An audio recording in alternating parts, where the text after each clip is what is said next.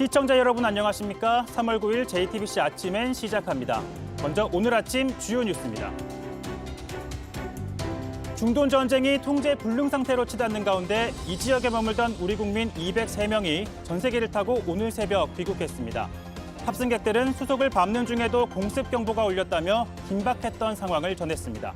정부는 현지 상황을 지켜본 뒤 추가 전세기 투입을 결정할 예정입니다.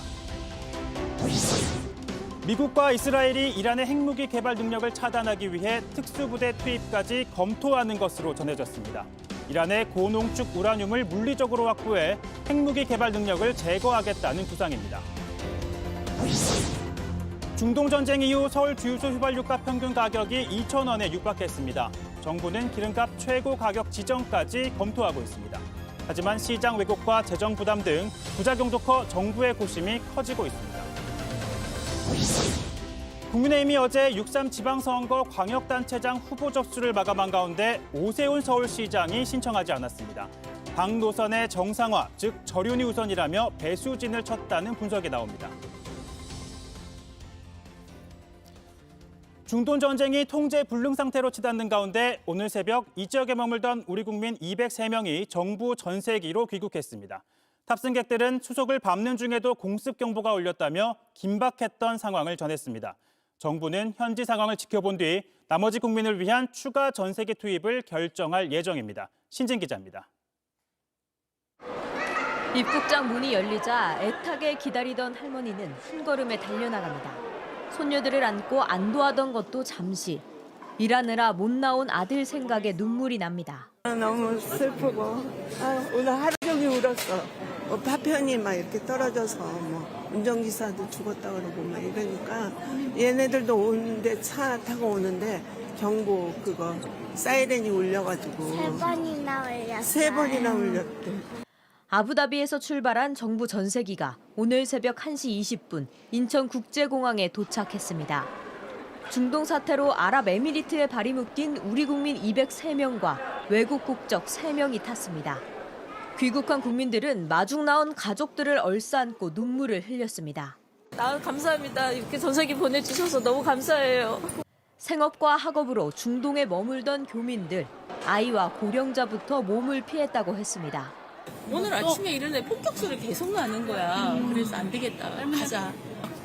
한 시간 만에 짐 대충 싸가지고 손자만 데리고 나왔죠.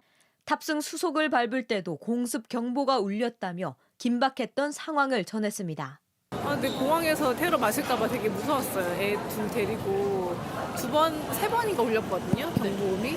그래가지고 막 우르르 대피했다가 이번 중동 사태로 발이 묶였던 단기 체류객 3,400명 중 이제 남은 국민은 1,400명 정도로 추산됩니다.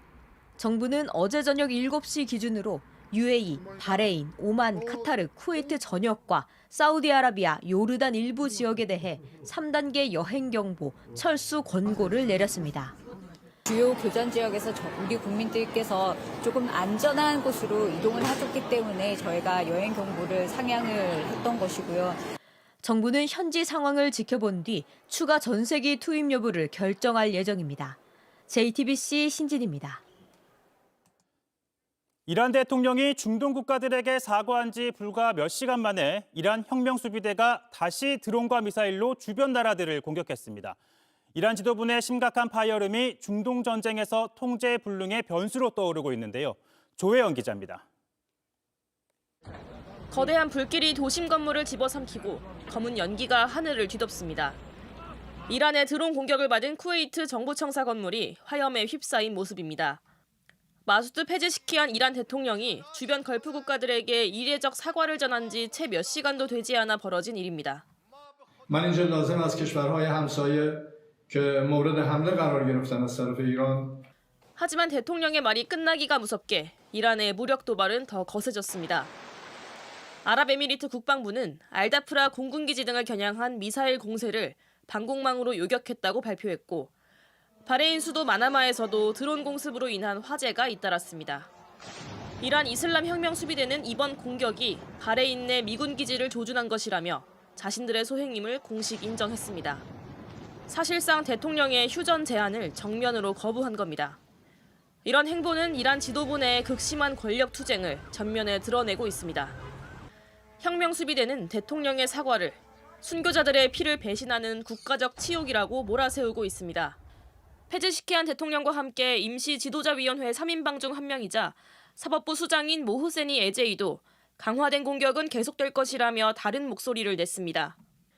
외교적 해결을 모색하는 대통령과 조건 없는 항전을 고집하는 군부 사이의 균열이 깊어지면서 중동 전쟁은 한치 앞을 내다볼 수 없는 혼돈 속으로 빠져들고 있습니다.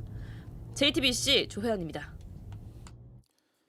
미국과 이스라엘은 이란의 핵무기 개발 능력을 차단하기 위해 특수부대 투입까지 검토하는 것으로 전해졌습니다.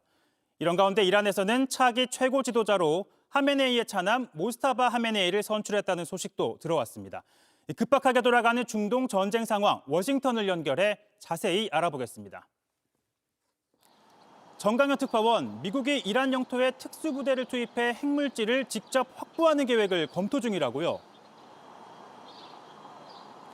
네, 이란의 고농축 우라늄을 물리적으로 확보해 핵무기 개발 능력을 제거하겠다는 구상입니다. 미국 매체들은 미국과 이스라엘이 전쟁 후반부에 이란 내 고농축 우라늄 450kg을 확보하는 특수작전을 논의해왔다고 보도했습니다. 이 우라늄은 핵폭탄 약 11기를 만들 수 있는 분량입니다. 상당수가 지하 핵시설에 보관된 것으로 파악됩니다.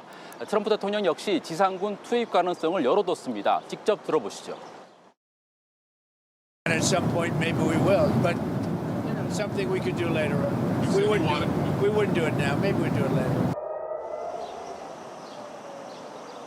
당장은 공습을 통해 이란 군사력을 약화시키는 데 집중하겠지만 군사적 저항 능력이 무너지는 시점에는 지상군 투입 가능성도 배제하지 않겠다는 뜻으로 풀이됩니다. 네, 그렇다면 이란도 가만히 있진 않을 것으로 보입니다. 특히 러시아가 자신들을 돕고 있다는 사실을 공개적으로 언급했다고요. 그렇습니다. 아라그치 이란 외무장관은 미국 매체 인터뷰에서 러시아와 전략적 파트너십을 맺고 있다며 양국 간 군사 협력을 공식화했습니다.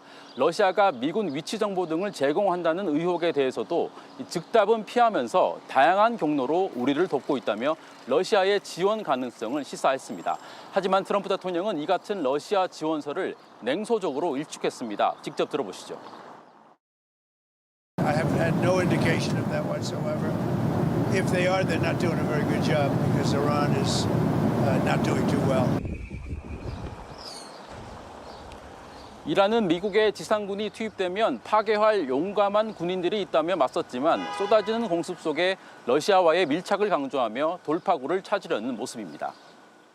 네, 조금 전 이란 차기 지도자로 하메네이의 차남이죠. 이 모스타바 하메네이가 선출됐다는 소식도 들어왔는데 자세한 상황 전해주시죠. 네, 이란 최고 지도자를 선출하는 전문가 회의 위원이 새 지도자가 이미 선출됐고 곧 발표될 거라고 밝혔는데 약 1시간 전쯤 하메네이의 차남 모주타바가 공식 선출됐다고 로이터 통신이 전했습니다.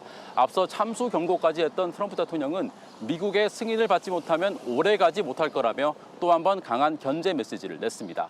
실제 초강경파 모주타바가 차기 지도자로 공식 발표된 만큼 미국의 대이란 공세가 한층 더 거세질 것으로 보입니다. 지금까지 워싱턴에서 JTBC 정강현입니다. 중동 전쟁을 두고 미국과 영국 사이에서는 미묘한 균열이 드러났습니다. 미국의 중동 군사작전 초기 영국이 공군기지 사용을 허용하지 않은 일을 두고 트럼프 미국 대통령이 우리는 기억할 것이라며 불만을 드러낸 건데요. 영국 정부는 외교 정책은 국익에 따라 결정된다며 반박했습니다. 이세영 기자입니다. 트럼프 대통령이 영국을 향해 공개적으로 불만을 드러냈습니다. 트럼프 대통령은 현지 시간 7일 트루스 소셜을 통해 한때 가장 위대한 동맹이었던 영국이 이제야 항공모함 파견을 검토하고 있다며 이제는 더 이상 필요 없다고 밝혔습니다. 그러면서 우리는 기억할 것이라며 승리한 뒤에야 참전하는 국가를 원하지 않는다고 했습니다. 영국이 중동 지역에 뒤늦게 항공모함 전개를 검토하고 있다는 보도가 나오자 이 같은 글을 올린 겁니다. 앞서 미국은 영국 페어퍼드 공군기지와 인도양 디에고 가르시아 기지를 사용할 계획이었습니다. 하지만 영국은 국제법 위반이라며 허용하지 않았습니다. 트럼프 대통령이 중동 전쟁 초기 대응 과정에서 영국의 소극적인 지원에 대한 불만을 드러낸 것이라는 분석도 나옵니다. 이에 대해 이베트 쿠퍼 영국 외무장관은 BBC와 인터뷰를 통해 영국의 외교 정책은 다른 나라가 아닌 영국의 국익에 따라 결정된다고 반박했습니다. 한편 이스라엘은 지난 하루 동안 레바논을 100차례 넘게 공격했습니다. 레바논 당국은 최근 며칠 사이 공습으로 사망자가 400명에 이른다고 밝혔습니다. 중동 전선이 확산되면서 민간인 피해도 빠르게 늘고 있습니다. JTBC 이세연입니다. 중동 전쟁의 여파로 서울 주유소의 휘발유 평균 가격이 2,000원에 육박하자 정부가 기름값 최고 가격 지정을 검토하고 있습니다. 하지만 시장 왜곡과 재정 부담 등 부작용도 만만치 않아 고심이 깊어지고 있는데요. 정아람 기자입니다. 서울 은평구 한 주유소. 차들이 기름을 넣지 못하고 주유소를 빠져나갑니다. 이 주유소는 주변보다 많게는 리터당 150원 가까이 가격이 낮은데 아침부터 차들이 몰리며 휘발유가 동난 겁니다. 한 일주일 사이에 300원씩 오르다 보니까 또 어떻게든 싼 데 찾으려고 돌아다니다가 또. 네, 너무 당황스럽습니다. 어떻게 하실 예정이세요? 다른 데도 찾아봐야 될 것 같은데. 전국 평균 휘발유 값은 1,895원으로 최근 5일 사이 약 10% 상승했습니다. 경유값은 상승세가 더 가파릅니다. 같은 기간 17% 넘게 급등했습니다.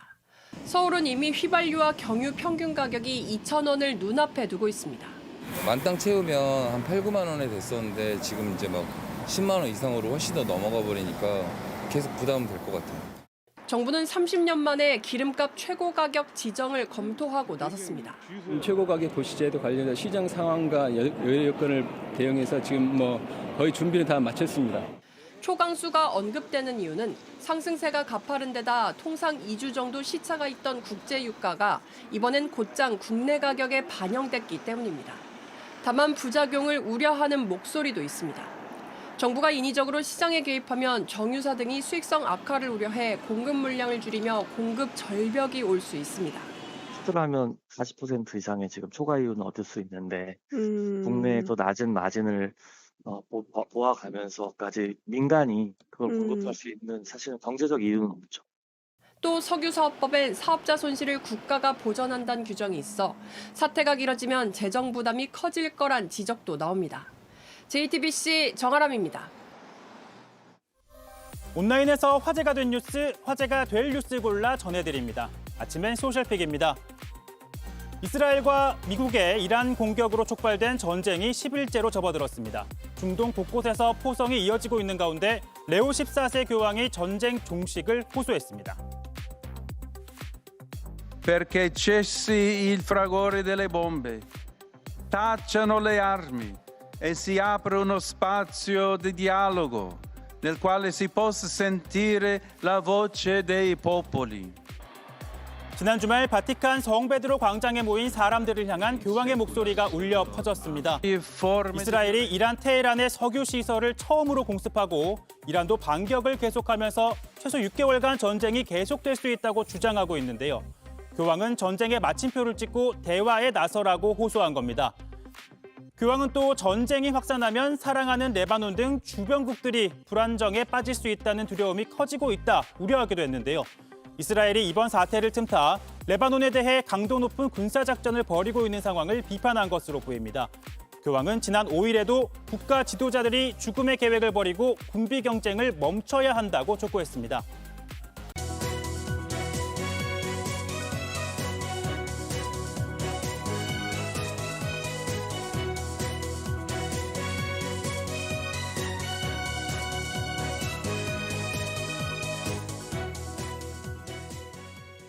(6.3) 지방선거가 80여일 앞으로 다가온 가운데 오세훈 서울시장이 어제 마감된 국민의힘 후보 신청을 하지 않았습니다.